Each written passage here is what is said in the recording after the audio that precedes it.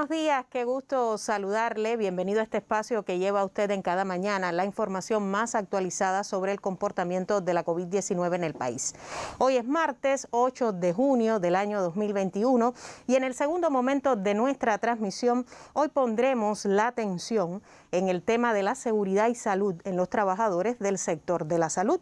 Un tema de mucha vigencia y muy necesario en el contexto de la COVID-19. Para ello contamos con el estudio ya con la presencia de la doctora en ciencias Lidia Caridad Hernández, quien es profesora titular de la Escuela Nacional de Salud Pública y miembro del Grupo Nacional de Psicología de la Salud. Esto será, repetimos, en el segundo momento de nuestra conferencia de prensa. Ya todo se encuentra listo para el análisis de la situación epidemiológica en el país. Nos acompaña en el primer momento la intérprete de lengua de señas, Yasmina Rami, y damos la bienvenida, como cada mañana, al doctor Francisco Durán García, director nacional de epidemiología del Ministerio de Salud Pública. Doctor, muy buenos días, bienvenido. Buenos días, Gisela, a ti, al equipo que nos acompaña siempre, a Yasmín que está hoy, a la profe Lidia Hernández, de muchos años de trabajo juntos y que va a abordar un tema muy importante, sobre todo ahora. Siempre ha sido importante, pero relacionado con la COVID todavía mucho más, por ser un sector expuesto a muchos riesgos, precisamente por la actividad que realiza. Y felicitar a los juristas, hoy se celebra su día y también nos acompañan mucho en todo este proceso. Cuba, con una situación epidemiológica todavía muy compleja, realmente todavía no se ve mucha modificación en los parámetros, en los indicadores de morbilidad, de letalidad que presentamos y que es consecuencia de la elevada transmisión de la enfermedad, el no cumplimiento de los parámetros, de los patrones que están establecidos para la protección y un conjunto de factores que hacen que se mantenga todavía muy elevada la transmisión.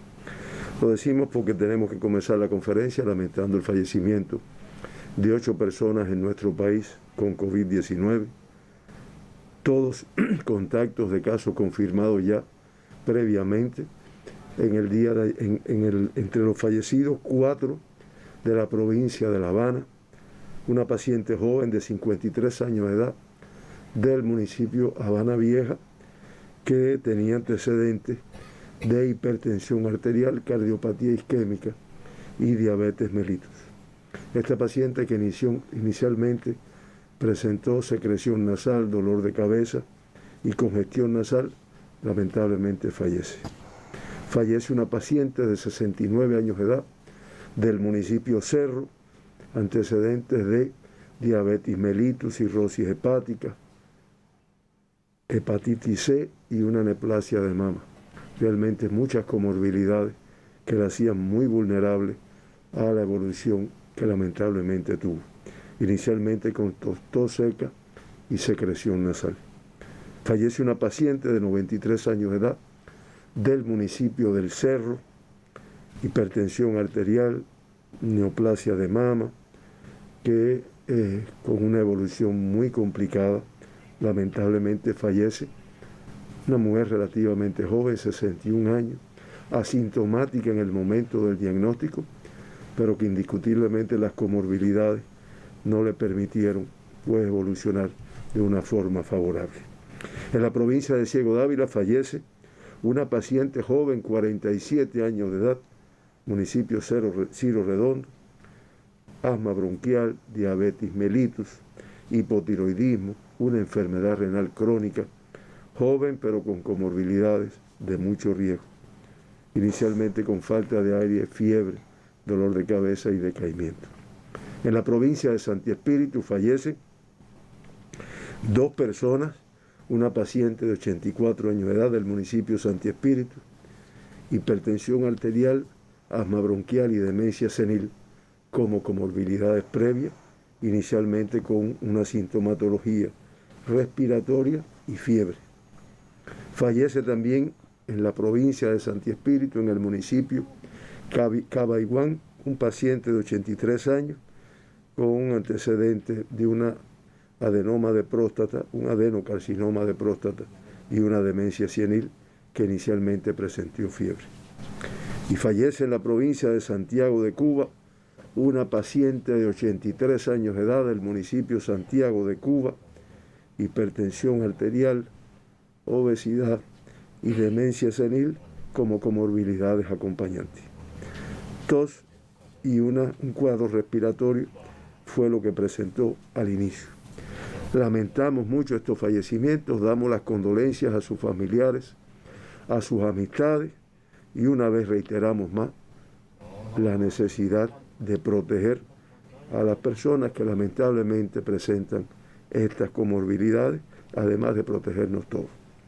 De esta forma, Cuba, con 25.547 pacientes ingresados en nuestros hospitales, en nuestras salas de aislamiento, de ellos 4.129 sospechosos, en vigilancia 15.382 y confirmados activos, la cifra elevada de 6.034 pacientes con COVID-19.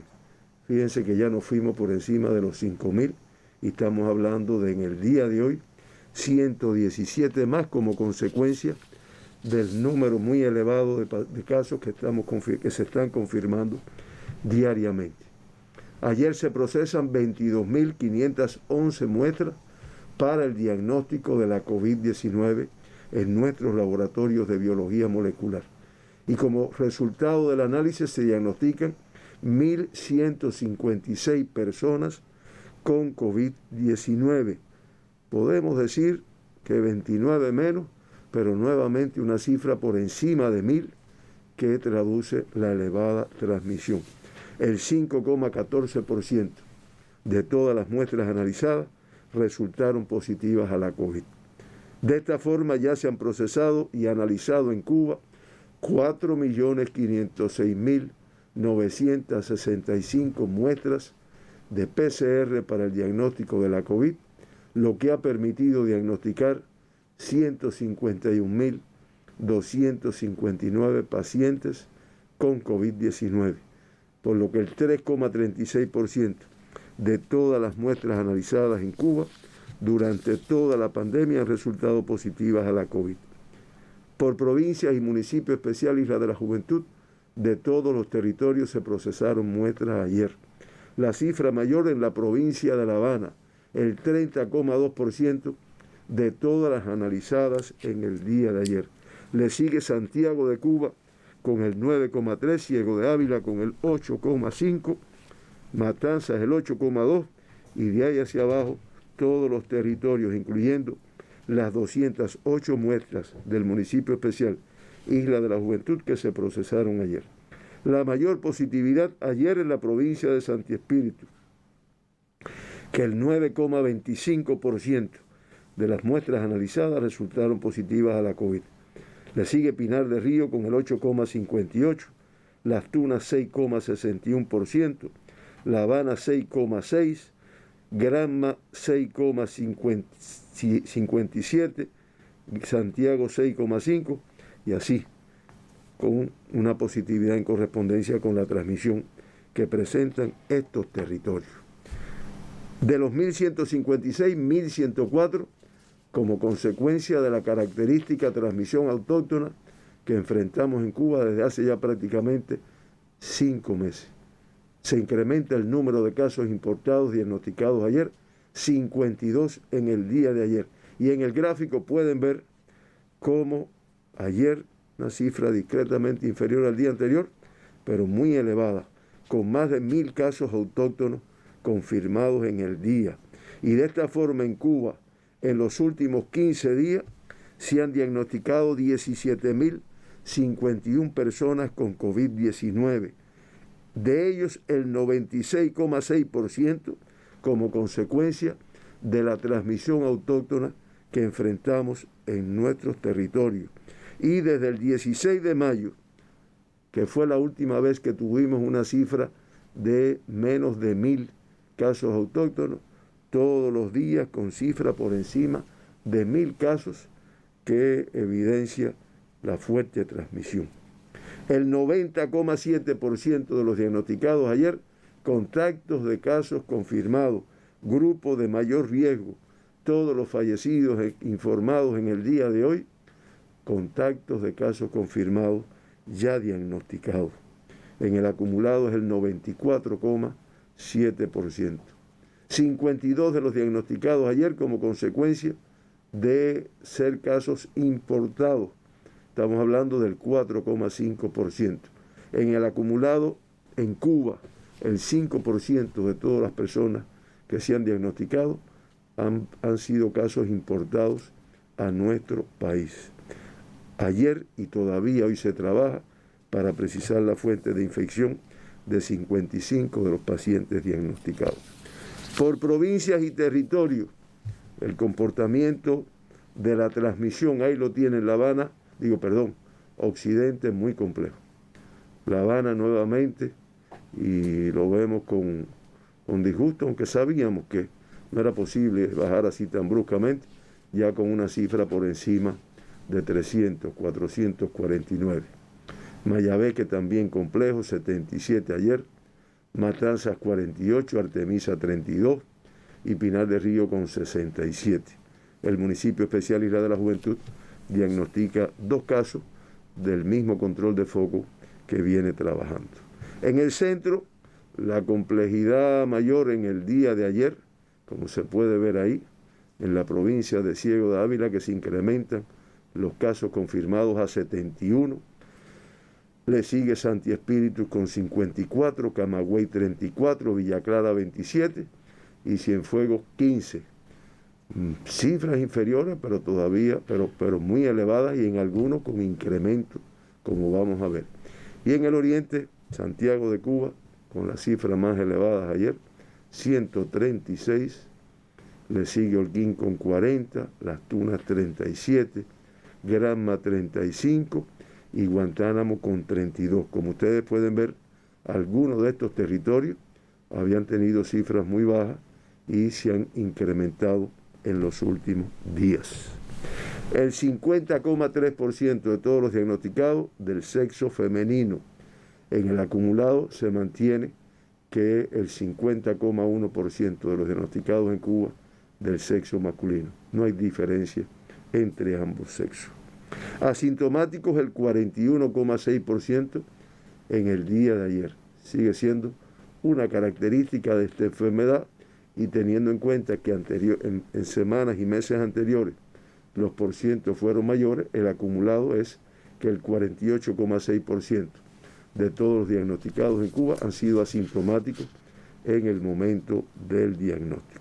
Por grupos de edades, nuevamente una cifra elevada de pacientes diagnosticados con menos de 20 años, 182 en el día de ayer, el 15,7% de los diagnosticados.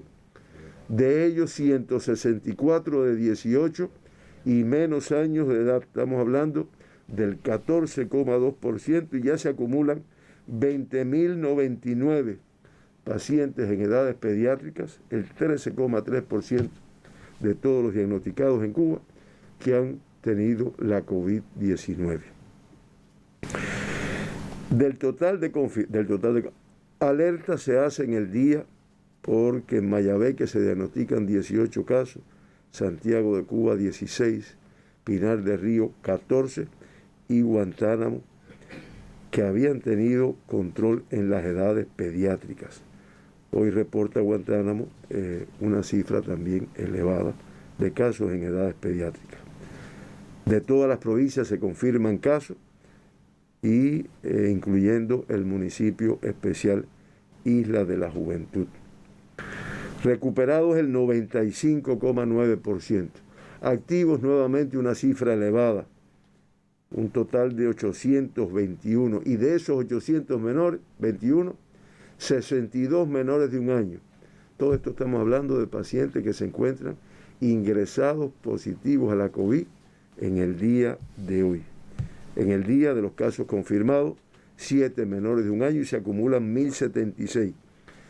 7 de La Habana 2, de Guantánamo 1, de Mayabeque, Santi Espíritu, Pinar y Artemisa, 1 cada uno. Y de esos 7, 4 menores de 6 meses, incluyendo un recién nacido, todos contactos de casos confirmados, promediando la elevada cifra de 10,7 contactos por cada lactante diagnosticado. En terapia intensiva, al pasar 2 de los pacientes que se encontraban graves al estado de cuidado, con una evolución favorable, se mantienen 2 en estado grave. Un recién nacido y el adolescente de 16 años, que además los acompañan algunas comorbilidades. Los 2 graves pero estables. En el grupo de 20 a 39 años de edad, 329 en el día de ayer. En el de 40 a 59, 384.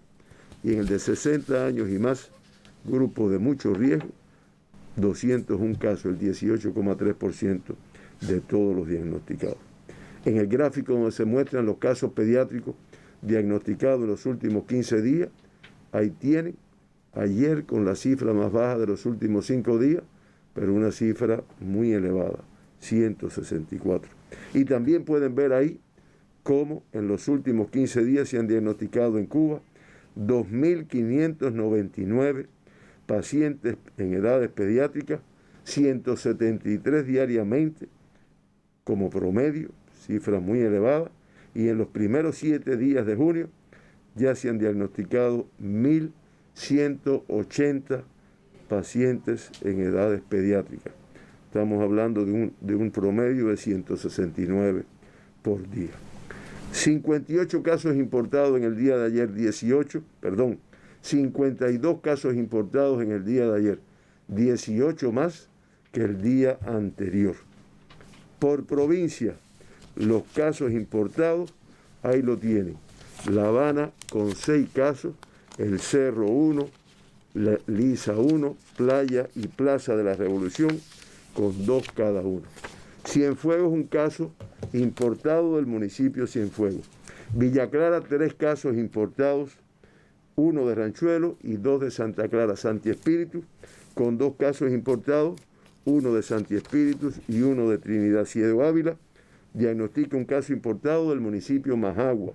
Las Tunas, Camagüey, 7 casos importados, 4 de Camagüey y 3 de Vertientes. Las Tunas, 11 casos importados, una cifra elevada. 7 del municipio Las Tunas, 3 de Amancio y 1 de Majibacoa. En Granma, los 4 casos importados diagnosticados del municipio Manzanillo. En Holguín, los 10 casos importados del día de ayer, 5 del municipio de Holguín, 2 de Cacocún y de Banes, Cueto y Mayarí, 1 de cada uno. En Santiago de Cuba se confirman 4 casos importados, 2 de Palma Soriano y 2 de Santiago de Cuba. Y en Guantánamo, los 3 casos importados pues pertenecen al municipio de Guantánamo. Esclarecemos una vez más que cuando uno dice es de tal provincia o es de tal municipio, realmente son personas que proceden de ahí, pero son casos que han arribado del exterior ya incubando la enfermedad. No es consecuencia de la transmisión autóctona en ese territorio. Por países de procedencia, los 52 de ayer, la cifra mayor de Rusia, 44. México, con 2 igual que España. Venezuela, Francia y Jamaica, con 1 cada uno. Todos viajeros cubanos que arribaron de estos países. Se diagnosticaron ayer 7 extranjeros con COVID-19 en nuestro país, 2 angolanos, 3 congoleses, 1 sudafricana y 1 española, todos como consecuencia de la transmisión autóctona en la provincia de La Habana. Ayer 1.104 casos autóctonos diagnosticados, incluso podemos decir que 47 menos que el día anterior, pero por encima de 1.000 nuevamente. Pinar del Río con 67 en el día de ayer, podemos decir que 67 menos que el día anterior, fundamentalmente a expensas del municipio de Pinar del Río con 45, Sandino 17, Minas de Matahambre 2, Guane, La Palma y Consolación del Sur con 1 cada uno. Y esta provincia enfrenta eventos, fundamentalmente en Pinar del Río, y de estos 67 diagnosticados ayer, 29 pertenecen a los eventos que están trabajando en centros cerrados. Artemisa con 32 casos autóctonos, no menos que el día anterior, dispersos en 9 de sus 11 municipios. En el de Alquizar, en el municipio de Alquizar, se diagnostican 16, lo cual ha llevado a que las autoridades en este territorio tomen medidas de cuarentena muy rigurosas. Bauta con 5, Mariel con 3, Artemisa, San Cristóbal con 2 cada uno, y Guanajay, San Antonio de los Baños, Caimito y Candelaria con 1 cada uno. La Habana incrementa en 45 los casos autóctonos, 443. Marianao disperso en sus 15 municipios. Marianao con la cifra mayor ayer, 48. Arroyo Naranjo y Boyero con 40 cada uno. El Cerro con 39, La Lisa 38. Habana del Este 36, Playa 34. Guanabacoa 31, San Miguel del Padrón y 10 de octubre con 29 cada uno. Plaza de la Revolución 21, Cerro 20.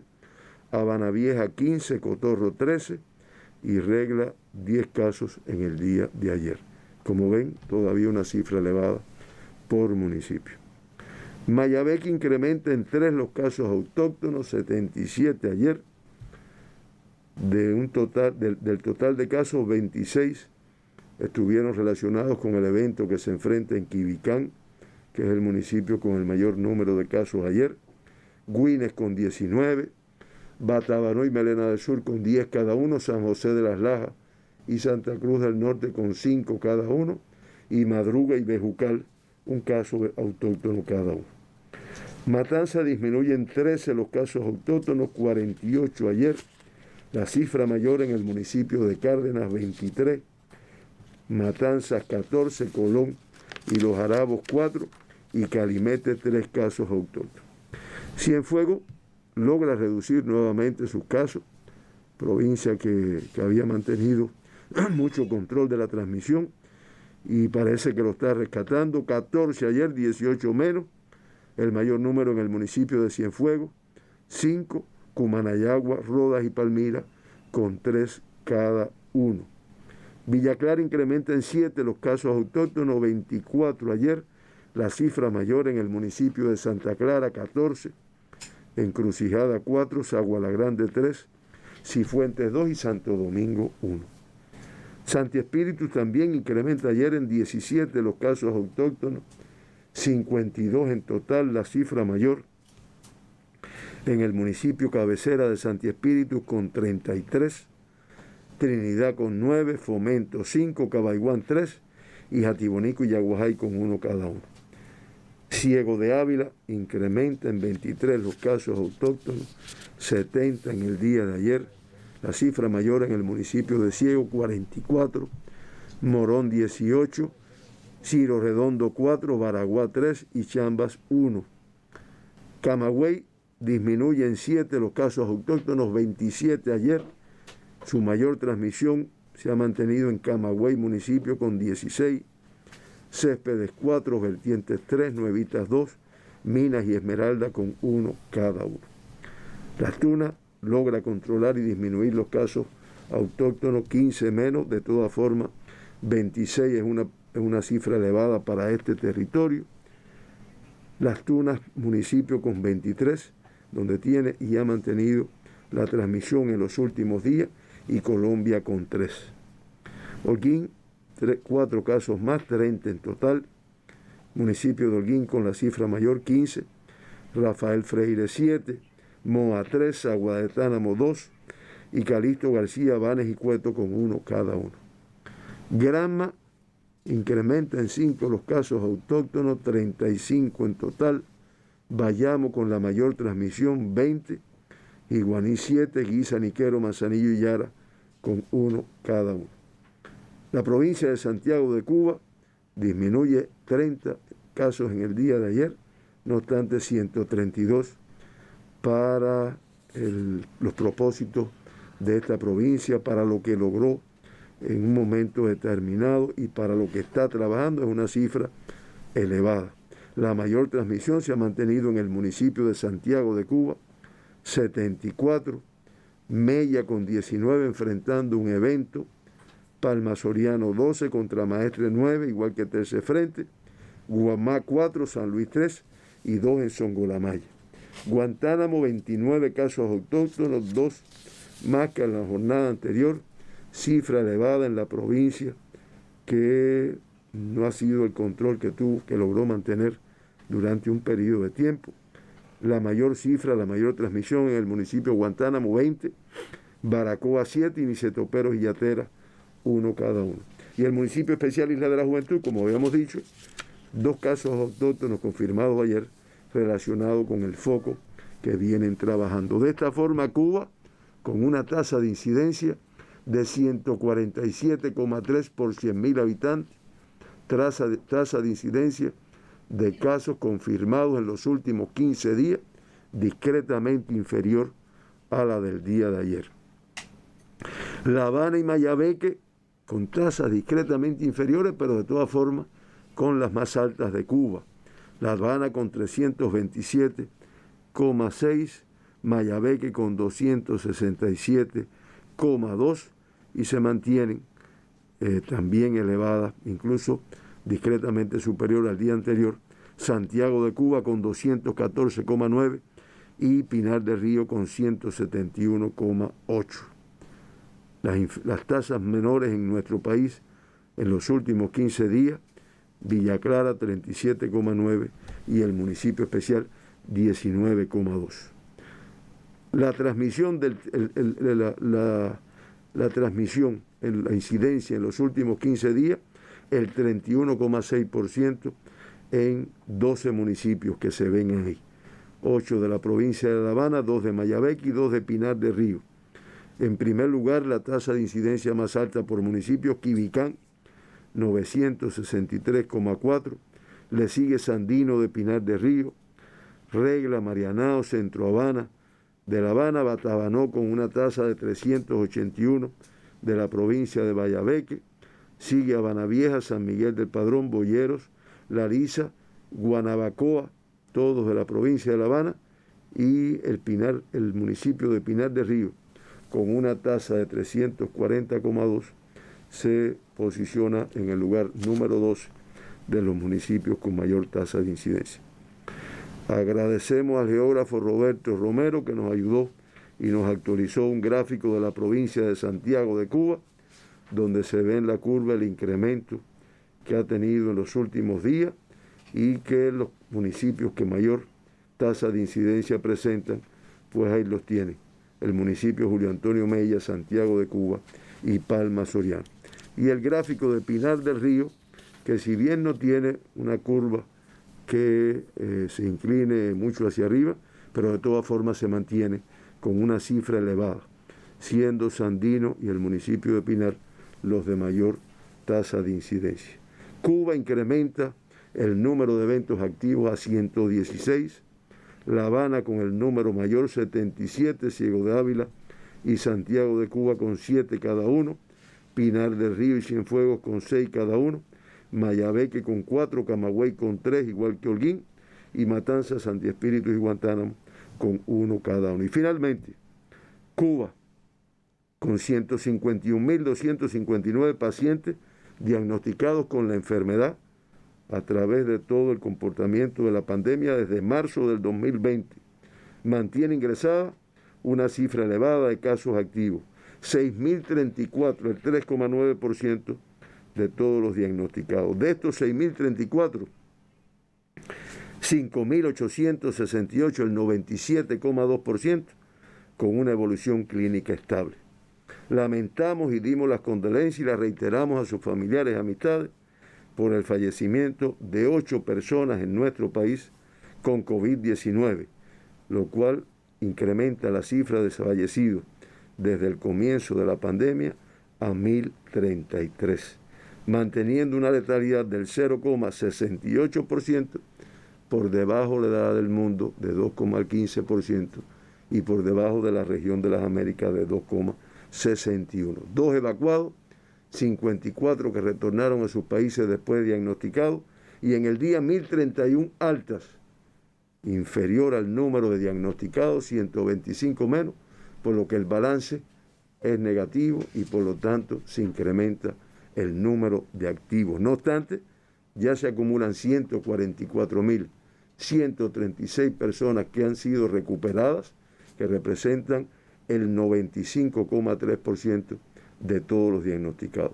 Cifra elevada de pacientes con COVID ingresados en sala de terapia intensiva, incluyendo niños, incluyendo recién nacidos, 166, de ellos 53 críticos y 113 graves, muy elevada y con mucho riesgo. Y finalmente tienen el gráfico del comportamiento de toda la pandemia desde que comenzó y que se puede ver que ya en los primeros 7 días del mes de junio se han diagnosticado 7.936 pacientes con COVID-19 y 68 fallecidos, promediando la cifra elevada de 1.133 pacientes diagnosticados por día y lamentablemente 10 fallecidos por día. Realmente muy compleja la situación. Algo que nos permite ver un pronóstico favorable es el comportamiento de la intervención sanitaria, con lo cual terminamos nuestra información, donde se puede ya apreciar que 1.772.686 personas nos ayudan con el gráfico, si es posible. ¿No está? No lo tienen listo, doctor. Perfecto. Bueno, le voy a dar la cifra que creo que es importante. Ya en Cuba, 1.772.586 personas, prácticamente 2 millones, han recibido un candidato vacunal. Y 2.882.587 dosis de candidatos vacunales se han aplicado en nuestro país. 952.364 personas, una segunda dosis, y 157.637 una tercera dosis, lo cual indiscutiblemente nos permite ir avanzando con nuestros 2 candidatos vacunales, Soberana CO2, Abdala, que en todo el país y fundamentalmente en los grupos de riesgo, en las poblaciones con más elevada transmisión, pues se viene aplicando y que indiscutiblemente nos va a permitir, junto con las medidas que se deben aplicar por todas las personas, un control de esta elevada transmisión que todavía enfrentamos en el día de hoy. Hoy nuevamente vuelve a ser preocupante la estadística. Así es. Los números vuelven a subir a pesar de todo el esfuerzo del personal de la salud. Le agradecemos su presencia, doctor. Lo esperamos mañana para continuar ampliando toda la información sobre el comportamiento de la enfermedad en territorio nacional. Al cierre del día de ayer, la nación reporta 1.156 pacientes diagnosticados con el nuevo coronavirus y lamentablemente 8 fallecidos como consecuencia de la enfermedad. En esta jornada, las provincias con mayores cifras de contagio, La Habana, Santiago de Cuba y Mayabeque.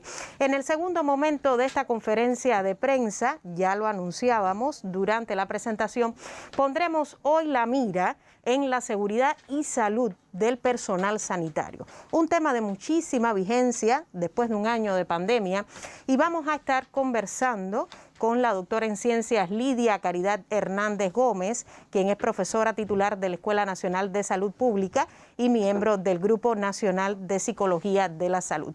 Por tanto, usted mantenga la sintonía hasta las 10 de la mañana porque aún tenemos mucho más que compartir.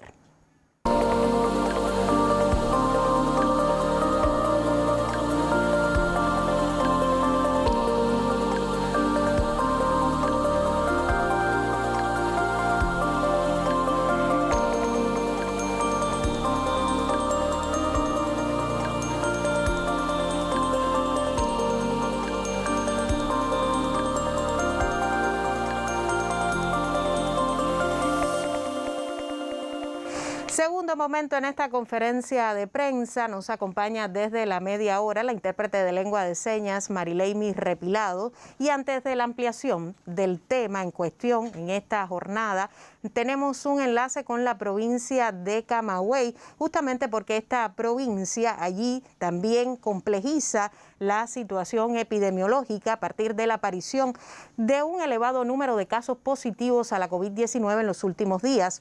Al propio tiempo, avanza la intervención sanitaria con el candidato Abdala en más de 40 vacunatorios en toda la provincia gramontina, que ya ha impactado a cerca de 36.000 trabajadores de la salud y otros grupos vulnerables. El número creciente de casos positivos a la COVID-19 en la provincia de Camagüey enciende las alarmas y pone a prueba la capacidad de respuesta institucional y ciudadana de frenar tan negativa tendencia. Falta de responsabilidad, de sentido común y falta de conciencia del momento que estamos viviendo, de la necesidad de cuidar la salud, la necesidad de cuidar a toda nuestra familia. En los últimos días, los números de personas enfermas sobrepasan los 100 y la dispersión en territorios crece. Eventos institucionales aparecen nuevamente, dando al traste con los esfuerzos y desvelos de la mayoría. Por negligencia de las personas. Tenemos que tomar esa conciencia, tomar las medidas higiénico-sanitarias. Tenemos que cumplir lo establecido, porque nuestro gobierno nos explica a diario las necesidades que hay a nivel mundial, no solamente en Cuba.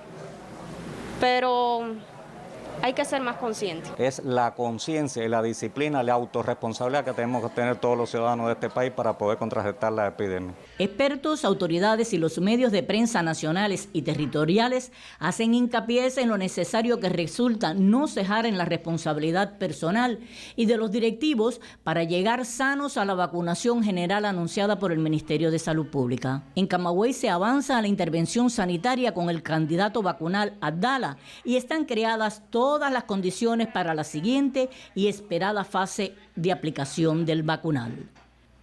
Desde Camagüey, Rosa Blanco Ramos, Sistema Informativo de la Televisión Cubana.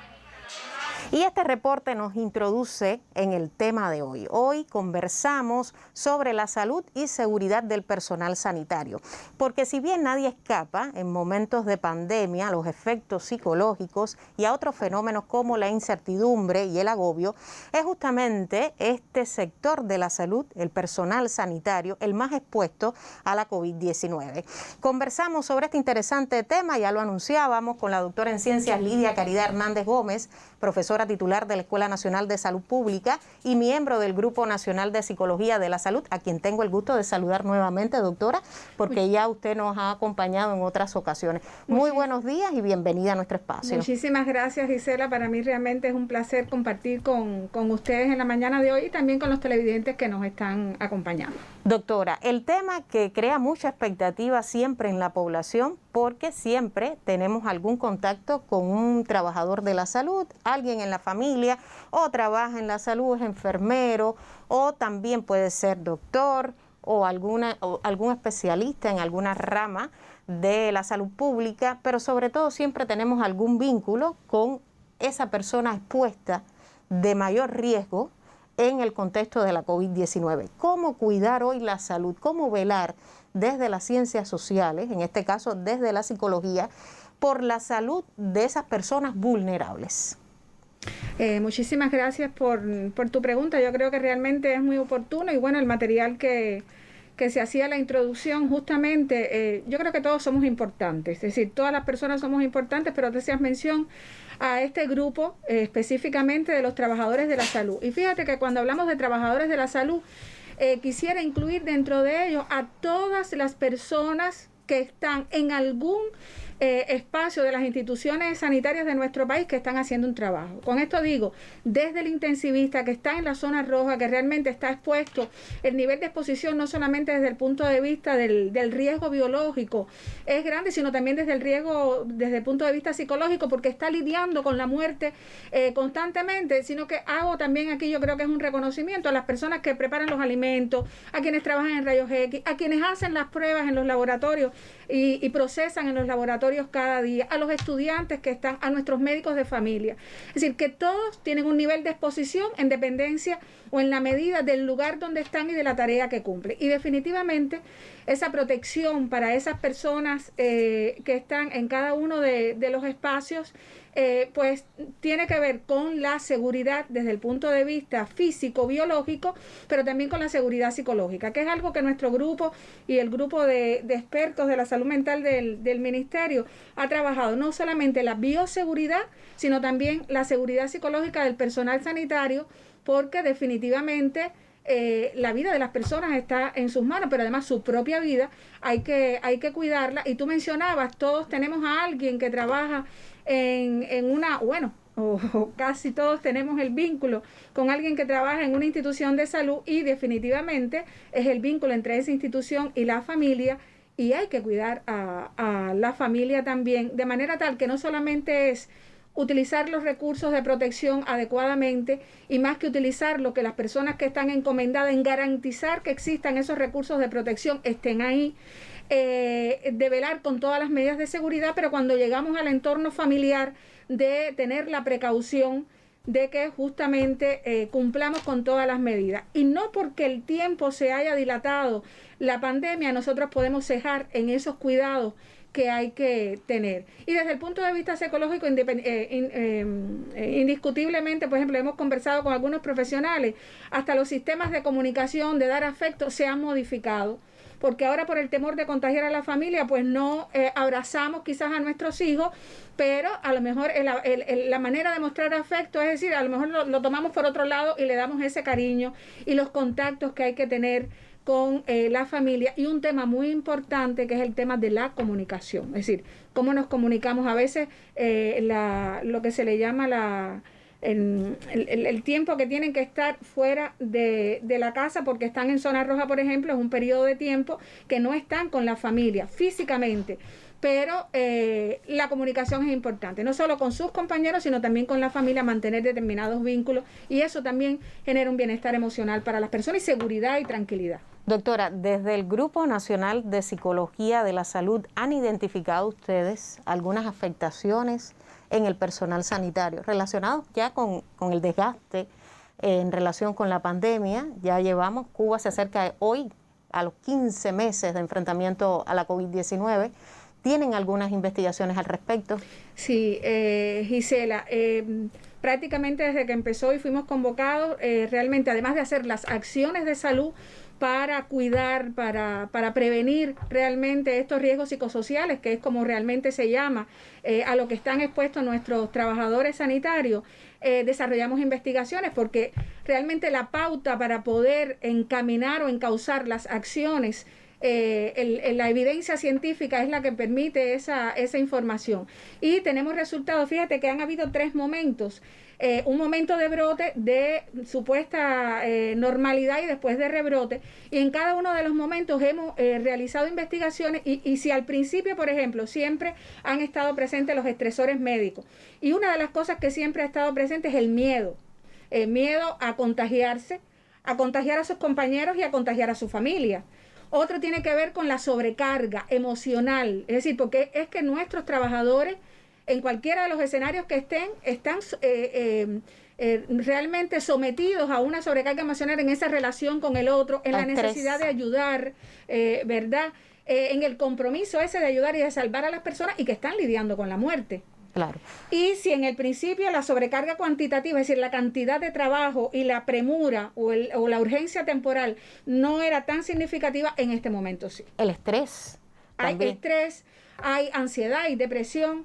Y esto genera determinadas secuelas en el sentido de que puede provocar insomnio, irritabilidad, que son manifestaciones realmente propias y que a nivel internacional se reportan también que en los trabajadores sanitarios están presentes. ¿Cómo enfrentar las situaciones de estrés? Tendrá que ver con un concepto que se ha hecho muy popular en los últimos tiempos, la resiliencia. De este tema le propongo conversar luego de presentarle el segundo trabajo en esta jornada, porque nos llega desde Guantánamo. Son alentadoras las noticias desde Guantánamo. En esta provincia oriental se continúa con el proceso de intervención sanitaria en grupos vulnerables y de riesgos. Ya se vacunaron en las primeras 2 fases 10.291 personas, ejercicio que se extendió a los restantes 9 municipios. Aunque la provincia muestra por estos días un aumento de casos positivos de COVID-19, el proceso de intervención se cumple de manera exitosa. Con el inicio de la tercera dosis del candidato vacunal Abdala en 18 sitios clínicos de Guantánamo, más de 10.000 sujetos participan en el proceso de intervención sanitaria controlada en grupos vulnerables y población de riesgo. En la cabecera provincial se realiza un proceso de recuperación en la Facultad de Ciencias Médicas y el área de especialidades pediátricas, que se suma al desarrollo de la intervención en los restantes 9 municipios guantanameros, con el 78% de los sujetos que participan en esta fase ya vacunados. La inoculación en trabajadores de la salud, estudiantes de medicina, personal que trabaja en zona roja, técnicos de laboratorios, personal de apoyo y de servicios en situación de vulnerabilidad, mensajeros pertenecientes a los sectores del INDER y educación participan del trascendental ejercicio que concluyó satisfactoriamente en el Hospital Docente General Dr. Agustino Neto, la primera institución certificada en la provincia. El traslado ordenado de los lotes del candidato vacunal a zonas montañosas de difícil acceso y su conservación por parte del personal de la empresa comercializadora de medicamentos se suma al manejo adecuado de los protocolos sanitarios en cada sitio vacunal donde se desarrolla con éxitos la intervención sanitaria. Miguel Reyes Mendoza, Sistema Informativo de la Televisión Cubana. Salud y seguridad en el personal sanitario. Hoy despejamos algunas interrogantes. ¿Cómo enfrentar las situaciones de estrés por parte de los trabajadores de la salud? Conversamos con la doctora en ciencias Lidia Caridad Hernández Gómez, quien es profesora titular de la Escuela Nacional de Salud Pública. Doctora, ¿cómo enfrentar las situaciones de estrés? Y comenzábamos a despejar también un término que es muy popular y que también hemos de alguna manera expuesto en estos espacios, pero desde la psicología sería muy interesante. La resiliencia. ¿Es la resiliencia un recurso para enfrentar estas situaciones de estrés, el agobio, el cansancio derivado de las organizaciones de trabajo, también del propio trabajo asociado al enfrentamiento a la COVID-19? Excelente tu pregunta, Gisela, muchísimas gracias. Y definitivamente la resiliencia es un concepto que es positivo, es decir, es un concepto que viene de la ingeniería, pero que desde la década del 70 del siglo pasado fue asumido por la psicología y se asume justamente como un recurso positivo de la personalidad. Cuando estamos hablando de resiliencia, estamos hablando de la capacidad que tienen las personas de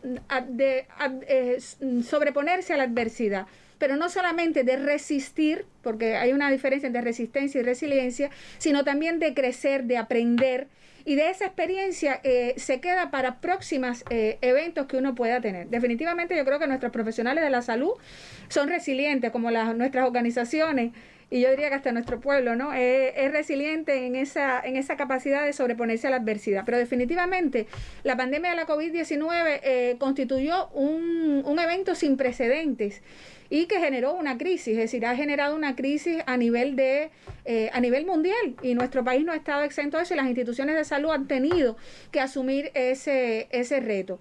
Y definitivamente la resiliencia se convierte, ya te decía, hablamos de organizaciones resilientes, podemos hablar de organizaciones resilientes, pero depende de qué personas están en esas organizaciones, de qué valores se comparten, de cómo son los sistemas de comunicación. Yo insisto mucho en la comunicación, es muy importante. Las personas tienen que saber qué les toca hacer, qué recursos tienen para hacerlo. El trabajo en las instituciones de salud, es decir, mi trabajo está muy vinculado con el de la otra persona, los médicos, los enfermeros, las personas que están en el laboratorio, de manera tal que es un trabajo que está muy interrelacionado, que está muy vinculado y que donde todos tenemos que aportar. Y justamente la resiliencia va por ahí, en la capacidad que tienen las personas para asumir ese reto, para aprender, para compartir los valores. Y yo creo que en este sentido los directivos tienen mucha responsabilidad en el sentido de garantizar justamente que las personas tengan los recursos, que estén informados, de fomentar que sea un ambiente realmente de trabajo adecuado. Y un elemento que para mí es muy importante es el que tiene que ver con el reconocimiento social. A veces suponemos que por las personas están haciendo bien lo que hacen, no le mencionamos, bueno, qué bien estás haciendo esto, qué bueno que tuviste un resultado satisfactorio. Y las personas necesitan... El estímulo, claro. Necesitan realmente, fíjate que estoy hablando de un estímulo que es moral, de decir que bien estás, que bien vas, de sentirse apoyados. Esos aplausos que lamentablemente ya no están a las 9 de la noche. Pero tuvieron un valor inestimable en el sentido de que es una manera de reconocer. Y en la medida que tú reconoces, también estás haciendo, en el caso de nuestros trabajadores de la salud, un reforzamiento positivo. Porque tú estás comprometiendo a la persona, lo estás haciendo bien y yo te reconozco eso bien que tú estás haciendo. Yo me comprometo porque definitivamente nuestros trabajadores, algo muy importante de estas investigaciones es que tienen un compromiso con lo que hacen y que tienen una implicación muy grande en lo que están haciendo. De recomendaciones vamos a estar hablando entonces en nuestro tercer momento, doctora. El municipio de Güines, en la provincia de Mayabeque, muestra una situación hoy epidemiológica desfavorable y enseguida nos enlazamos con esta provincia. Las indisciplinas sociales son muy frecuentes, continúan las colas sin el distanciamiento establecido y la permanencia de las personas en las calles. Pero, ¿qué opina la población güinera al respecto? Sobre este tema nos acerca la periodista Lianne Soto desde Mayabeque. Güines es uno de los municipios con un alto índice de contagios del virus SARS-CoV-2 en los últimos días. El panorama de hoy muestra la indisciplina social en este territorio. En mi opinión, realmente hay mucha indisciplina social. Mucho personal en la calle por gusto, sin necesidad. Yo, en este caso, en lo personal, tengo que trabajar. Fui ahora a una gestión de trabajo, pero hay mucha indisciplina social porque si hay una restricción, para mí que la restricción también debería ser en cualquier horario, no solamente de 2 de la tarde, porque el virus está 24 horas. Mucha irresponsable aquí, porque las medidas están todas bien tomadas, pero que hay mucha irresponsabilidad. Ahora usted sale por ir para allá, a mí me pasó ahorita y llamé a una persona mayor de edad y le dije que se pusiera en Nasabuco, me dijo una pila de cosas, nada más que por ahí mayor, hace falta que se ponga en Nasabuco, porque usted sabe el problema que tiene Güines en estos momentos. Se me explotó. Aunque se han adoptado un grupo de medidas dirigidas a la regulación de servicios, la restricción de movimientos hasta las 2 de la tarde, aún perdura una baja percepción de riesgo en la población. Yo creo que es más responsabilidad de la población ya lo que queda que la restricción de las medidas, porque usted ve que las personas, a pesar de estar un año y pico dando información por la televisión, por la radio, el programa del doctor Durán, que es excelente, todavía no han interiorizado lo peligroso que es esta enfermedad. Y entonces ya es un llamado a la conciencia de las personas. El Grupo Temporal de Trabajo para la Prevención y Control de la COVID-19 continúa alertando a la población acerca de la presencia de adultos mayores y niños en las calles. Imprescindible la responsabilidad de la familia y el control para contener la COVID-19. En Mayabeque, Lianne Soto, Sistema Informativo de la Televisión Cubana. Indisciplinas que no ayudan en modo alguno a los trabajadores de la salud, doctora, y este es un tema bien esencial en este tiempo en que ya tenemos cansancio, tenemos agobio de tantos meses, pero que sin duda alguna también lleva a que los servicios en salud se colapsen indiscutiblemente. ¿Cómo enfrentar este fenómeno? Gisela, esto es un fenómeno que tiene responsabilidad, que todos tenemos responsabilidad. Es decir, desde el médico que tiene que cuidarse, pero también de la participación de la población, y ahí va lo social. Las intervenciones, generalmente cuando se hacen intervenciones en salud, y en este campo específico de la salud laboral y que tiene que ver con los riesgos psicosociales, se hacen en 3 direcciones. En el área personal o individual, que tiene que ver con proveerle recursos a las personas, es decir, este autocuidado, pero el autocuidado va desde alimentarse adecuadamente, desde dormir lo necesario, hacer ejercicio. Las personas que tienen enfermedades, por ejemplo, crónicas, muchos de nuestros profesionales tienen enfermedades crónicas, tomar los medicamentos que necesita. A veces asumimos o se asumen conductas de riesgo como el consumo de tabaco y alcohol, porque son personas que están expuestas, el mismo estrés genera esa ansiedad y consumen. Entonces, eso es una manera de protección. Y también desde las ciencias sociales, que quiero hacer realmente es muy importante, no solamente está el Grupo Nacional de Psicología, hay muchas instituciones que nos acompañan en todo este proceso y organizaciones que nos acompañan en todo este proceso de hacer acciones, y en cada uno de los territorios, los equipos de salud mental, los psicólogos de la salud que están en las instituciones de salud, la universidad en cada uno de los territorios, la Facultad de Psicología, hacen acciones justamente de capacitación, de proveer recursos, de hacer, por ejemplo, la relajación sería un recurso muy valioso desde el punto de vista personal. Desde el punto de vista organizacional, ya hemos mencionado aquí algunos recursos que se pueden utilizar, como proveer los recursos para las personas de protección. La vacunación es un recurso que se está empleando y que es muy útil y que da seguridad también. Pero desde lo social es fundamental la participación comunitaria, la participación intersectorial de otros sectores de la sociedad. Por ejemplo, tú decías el ejemplo de los aplausos, pero más tácito en algunas experiencias que se han visto de agros que se han puesto cerca de los policlínicos, porque los trabajadores sanitarios, más de la mitad de los trabajadores sanitarios son mujeres. Claro.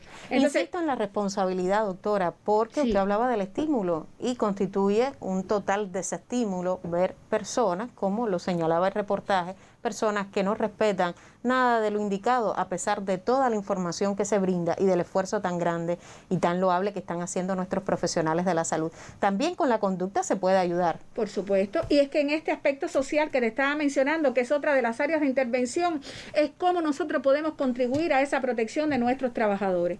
Si yo asumo un comportamiento responsable y evito enfermarme, yo estoy evitando transitar por los servicios de salud, de no sobrecargar esos servicios de salud, y estoy de alguna manera colaborando o estoy ayudando a justamente no incidir en esa sobrecarga. Ya te digo, desde el punto de vista social podemos hacer muchísimo.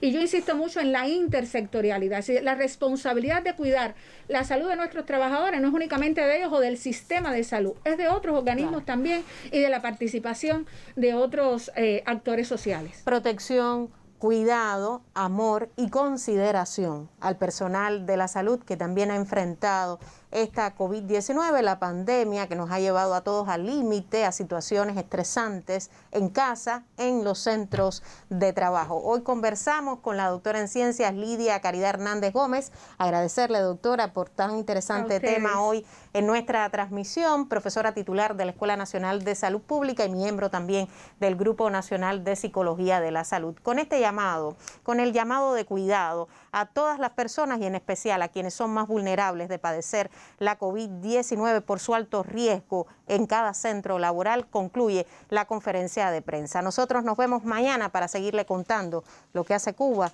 por la salud de su población. Muy buenos días.